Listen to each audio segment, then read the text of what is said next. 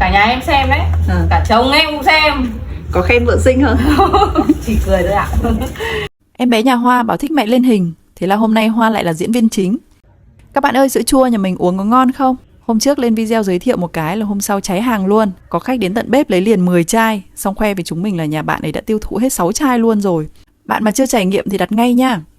Có bạn comment bảo là hộp cơm nhà mình trông nó bé như thế thì đựng được bao nhiêu cơm? Liệu có đủ ăn không? Vậy hôm nay mình đóng cơm bằng cái khay bã mía này cho các bạn xem nhé. Trước khi quyết định dùng hộp giấy tròn là mình đã thử qua nhiều loại hộp với khay rồi, cũng trả học phí khá khá. Hồi đầu mình dùng tô bã mía này, trông rất đẹp mắt, chất liệu văn minh. Tuy nhiên cơm và thức ăn có độ ẩm nên tô bị mềm ra. Khi mình xếp chồng 3-4 tô lên nhau thì đi đường tô bị bẹp, đến tay khách tô cơm trông đến là thảm. Tiếp theo là khay bã mía này, xếp cơm và đồ ăn ra khay trông rất bắt mắt.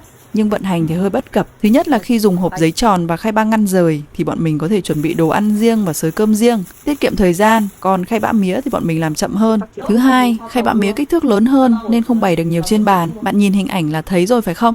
Thứ ba, cũng giống như tô bã mía thì khay này có bị hấp hơi. Bạn nhìn nhá, mình để xuống bàn là hơi nước đã ngấm xuống luôn rồi. Vì thế chúng mình phải lót giấy bạc cho các món có nước như món kho, món xào. Tốn thêm xèng và thời gian gấp giấy bạc cho vào lót. Rồi kiểu gì cũng phải dùng ghim để ghim nắp lại, nếu không nắp sẽ bị tuột ra ngoài. Mà hôm trước mình dùng ghim lên nắp hộp, các bạn phản đối quá trời. Với bếp mình, hộp giấy tròn vẫn là chân ái vì vừa xới nhanh, vừa gọn gàng khi đóng gói ship đi. Các bạn hãy follow bếp Cơm Bình An và đồng hành cùng hành trình của chúng mình nhé.